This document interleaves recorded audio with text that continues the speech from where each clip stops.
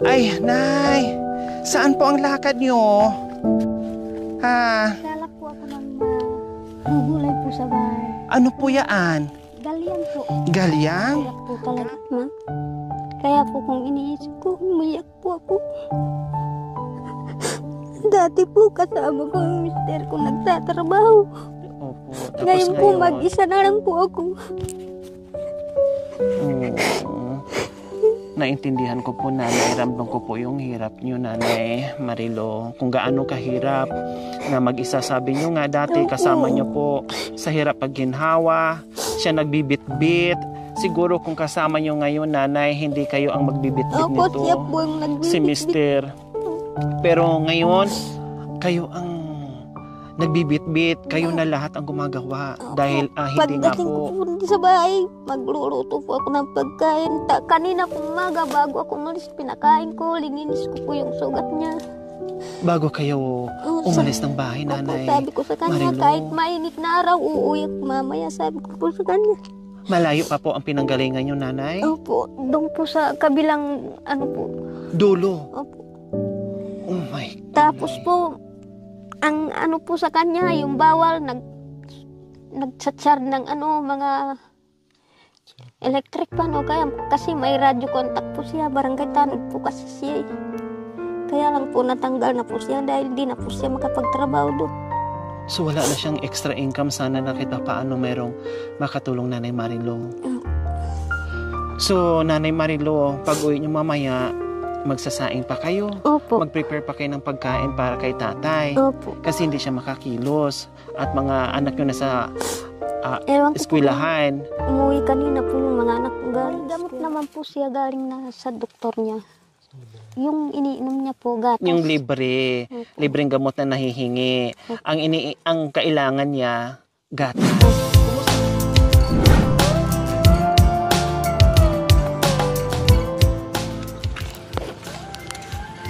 Hi! Ito na si Nanay Marilo. Hanapin ko saan itatanong pero ang bumungad sa akin si Nanay Marilo. Hello po, Nanay. Kumusta po kayo? Saan po yung bahay niyo, Nanay? Ay, nandyan. Ito yung asawa niyo. Ito po yung sugat niya sinasabi ko. Oh. So, ayan po mga kabayan. No, natunto namin yung bahay ni Nanay Marilo. Dito po pala. Ito po mismo yung bahay nila. Tapos ito nga yung mister niya, no, na sinasabi ni Nanay ay may battery sa puso. Kaya yung kanina pinakita, no, meron nga doon. Talagang naka-ano tatay, naka-implant siya, na ilagay sa... Tanggalin mo. Hindi, okay lang po, ganyan lang po. Ayan, so itong nakabukol, yun po yung battery na ano. So tinatanggal naman po siya. Pagka ano na After po, 3 years. daan po ng 4 na taon. After 4 years. Pero kada yung tinatawag na katapusan peacemaker daw. Na Bawat tinatawag. katapusan po, binabalik po. Follow-up check-up. Binubuksan siya? Hindi naman. May linalagay po ritong parang ano, tapos nakikita mo po doon sa ano. Pero ingatan niyo po, tatay, ha? Kasi baka ma-infection yung sugat. Kailangan laging malinis. Bakit walang takip? Hindi na po binigyan, lagi ko na lang pong lininis. Kanina po umaga, lininis po. Pero okay naman doon kahit nakaganyan. So ito bahay niyo. Dito po pala kayo nakatira, Nanay Opo, yung Marilo. pong binigay niyo pong tulong sa amin. Binili ko po ng pineapple juice para matuyo po yung ano, sugat. Pineapple juice? Opo. Pinanglilinis niyo po? Hindi, iniinom lang po. Iniinom. Tapos binili ko po siya ng malaking gatas na Bell Brand. Tapos po yung pagkain ng... Pagkain niya. Anong pangalan niyo po, tatay? Susing Bakani po. Kumusta naman po kayo, tatay Susing? Pakiramdam. Kumusta naman po nung hindi kayo naoperahan? Nahihirapan ako. Nung nasa ICU na ako, hindi ko na alam. Opo, Talagang na-ICU kayo? Oo. Ilang araw po kayo sa ICU, tatay? 3 araw po. 3 araw. Hindi nyo na alam. Hindi ko na. Tapos nung naoperahan kayo, Hindi pa po. Pagtatapos namin po doon sa... Di ba may merong ano po, ICU. Opo. Pangalawang ICU po, doon po siya nagkamalay. dahil meron nang naikabit? Hindi pa. Hindi Ay, pa hindi po pa. naikabit. Nung nagkamalay siya ng todo, doon po, kinabit yan. Kinabitan na. Opo. So okay naman, normal yung paghinga nyo tatay na ang nagdadala sa inyo yung pacemaker dyan sa puso nyo. Okay na ang paghinga nyo. Kumusta naman kay Nanay Marilo? Wala kayo doon sa bukid? Aakyat po sana kanina akong umaga, kaya lang po parang may ano po sa akin na wag mo munang umakyat bag para darating po kayo. Nagdadalawang isip Opo. kayo. Kukuha na naman sana kayo ng galyang para ibebenta Hindi, nyo. magpipitas po sana ako ng patani. Patani, parang pangbenta na naman. So ayan po mga kabayan, ito si Nanay Marilo, kung saan pababa tayo ng bundok, tama po, no? Tapos kayo naman paakyat. Paakyat. No? Kasi pupunta sana kami ng dulo. Kasi may subject kami doon. Kailang nasalubungan namin si Nanay na merong daladalang galyang. Napakainit mga kabayan. Tanghaling tapat po yun, Nanay. Tama? Tanghaling tapat po yun. Napakainit. At awag-awa ako ni Nanay kasi ramdam ko yung hingal niya, yung pagod niya, no? At ramdam ko na parang merong dinadala sa buhay-buhay. May problema. Hindi nga po talaga ako nagkamali, talagang napakalakas ng aking naramdaman na sabi ko parang naglalakad si Nanay pero parang ang layo ng iniisip niya. Yun pala, syempre iniisip pala niya yung asawa niya na pag-uwi niya ay ipaghanda pa niya ng pagkain, no? Ay marami pa siyang gagawin. Biro niyo mga kabayan, hindi biro yung ganitong may problema, no?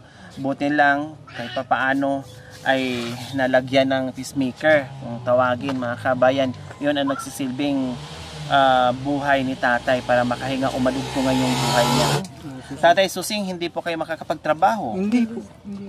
Pero dati po na maayos kayo, walang nakalagay o naikabit na pacemaker dyan sa puso nyo, okay naman? Nagtatrabaho kayo? Nagtatrabaho. Nagtatanim sa bukid.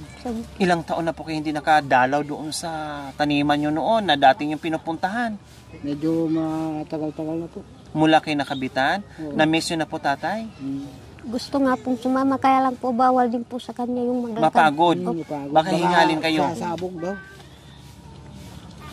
Nasabi ng doktor sa akin, pag hindi kayo gano'ng magpakapagod. Tapos bawal po sa kanya yung ma-stress. Opo, bawal ma-stress. Bawal din sobrang saya. Kailangan tama lang, 'di ba?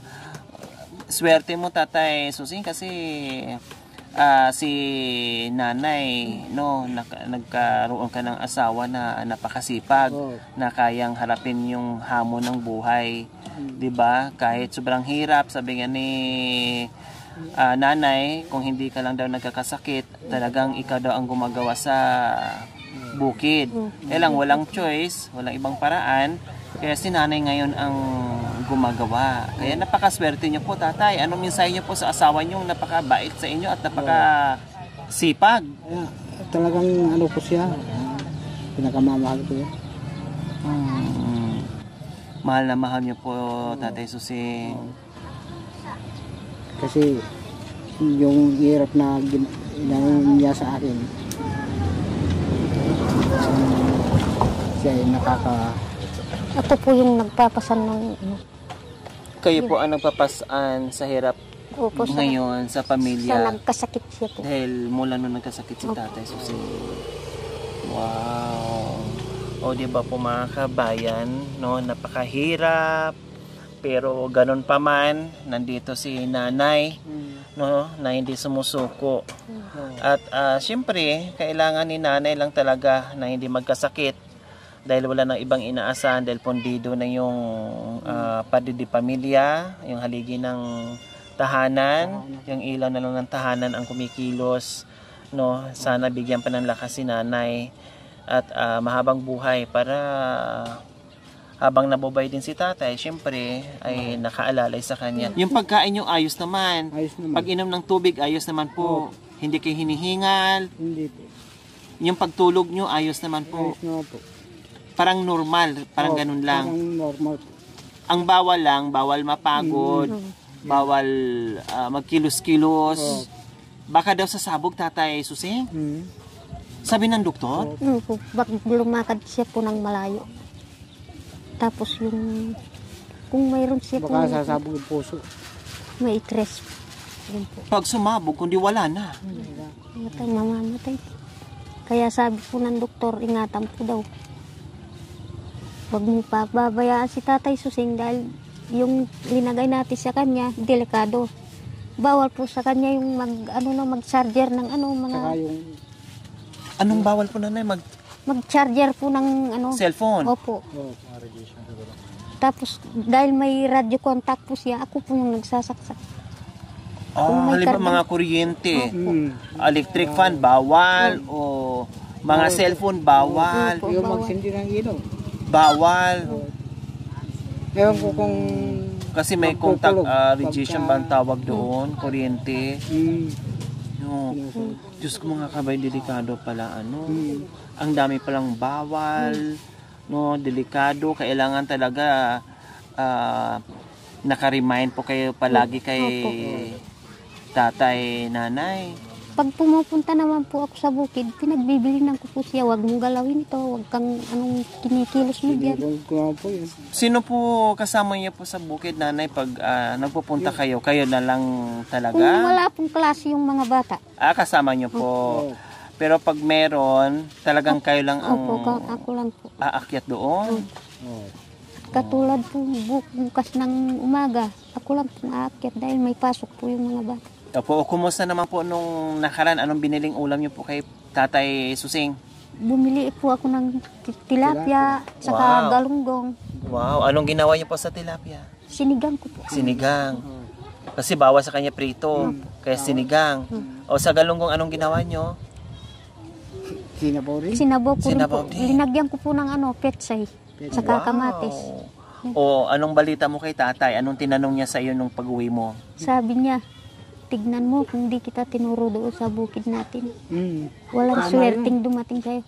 Kaya sabi ko po sa kanya, pagkaloob sa atin ng Panginoon yan, sabi ko po sa kanya. Ibig sabihin, nung araw na yon, inutusan kayo ni Tatay Sising na Opo. kumuha ng galyang. Opo.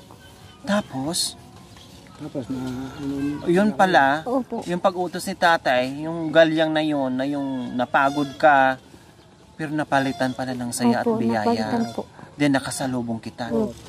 O ngayong hapon, anong ulam nyo? Mamayang hapunan. wala po. Wala pa? Maghanap po. O anong hahanapin? Kami naman pong gulay na Tama, kung walang ulam, basta masipag ka lang, may gabi naman dyan, kahit dahon ng malunggay, dahon ng talbos ng kamote. Opo. Ay, ang sarap-sarap na po niyan. No, kardis, patani. Okay, nanay. Marilo, sabi ko kasi may gabi na kayo. Sabi ko, bilhan ko ng isang pata. Bumili ako ng isang pata. No, pata ba tawag dito? No? Oh, isang buo, kailang pinachop ko na kasi baka mamaya wala kayong pang-chop kaya pinachop ko na. Yung sa unahan na paato kasi mas masarap pag nasa unahan. Ayan. May gabi pa kayo, di ba? Opo. Oh, syempre pangsahog nyo mga ricados, no, pangsahog mga gulay nandiyan na para pangsigang mamaya kasi bawal si tatay ng mamantika, malansa. Kailangan sabaw. Siguro hindi naman bawal kay tatay yan. Diba? Kung marunong kayo magluto ng sinigang na Marunong. pata. Sinigang, opo. Oh. Lalagyan po ng gabi, masarap. Yes, lagyan po ng gabi na fresh from the farm na gabi yung daladala yung nakaraan. Naku, ang sarap-sarap niya, Nanay Marilo. Tiyak masasarapan din si Tatay Susing yan. Okay? Okay, sige. So, ayan po mga kabayan. Maraming salamat po, ma'am. Opo, talagang napadalaw lang kami dito, no? Dinaanan kasi may pupuntahan lang kami diyan. Sabi ko, daanan nga natin sila ni Nanay Marilo and yung mister niya para naman makita kung yung kalagayan nila at matunto natin yung bahay. So, ayan nga po mga kabayan, dumaan kami at dinaanan din namin ng ulan bago kami bababa sa bundok. Okay, dito na kami ha. Mag-ingat kayo, Tatay Susing ha. Sundin lahat ng bawas sa doktor para wala magiging problema. At siyempre, para hindi rin masyadong mamblema si Nanay Marilo. Eh din kayo naman, Nanay Marilo, mag-ingat kayo palagi. Huwag masyadong magpapagod din kasi baka mamaya mapundi kayo o kundi dalawa na ang problema. Sino na ang kikilos o di wala na. 'Di ba? Kailangan pwede yung magsipag, pwede yung kumilos, pero dahan-dahan alalay na may pahinga din na hindi masubrahan yung katawan nyo, Nanay Marilo. Opo. Okay, dito na kami, Tatay and Nanay Marilo. Salamat po, ma'am. Bye-bye.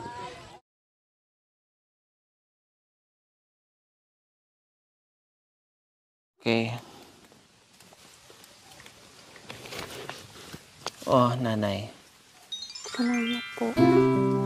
Maraming salamat. Ayan.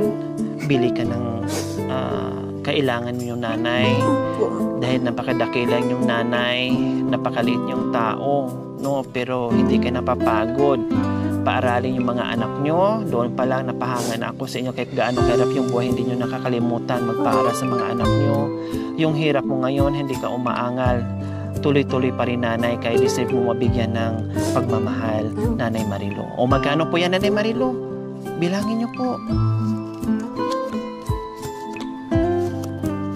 5,000. 5,000, Nanay Marilo. Ibili mo ng bigas, ulam, gatas, para hindi mo na problemahin, Nanay Marilo. Okay? Masaya na si Nanay Marilo? Opo, dahil po nakakita po ako ng taong tulad niyo po tumulong sa amin po. Kaya sobrang saya po ako ngayon.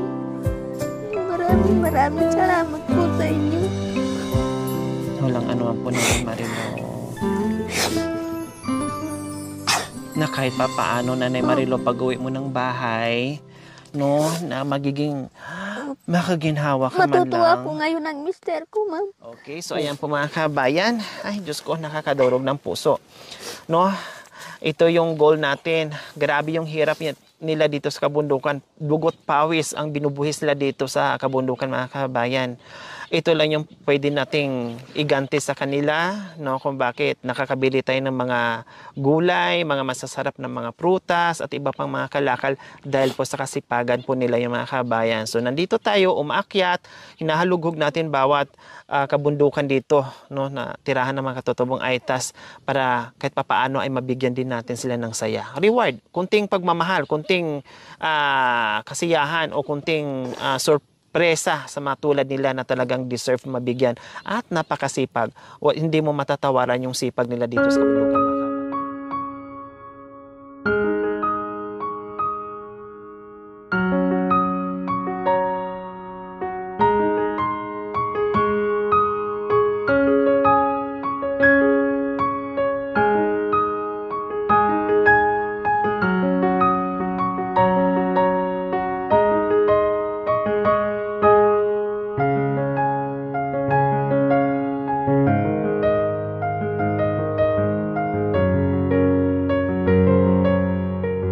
Thank you for watching.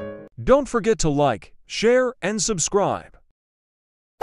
Hey there. Subscribe to my channel. And also press Lori this bell Aquino icon. Talita, mabuti ang puso, di kayo hahayaan, tutulong sa mga kababayan.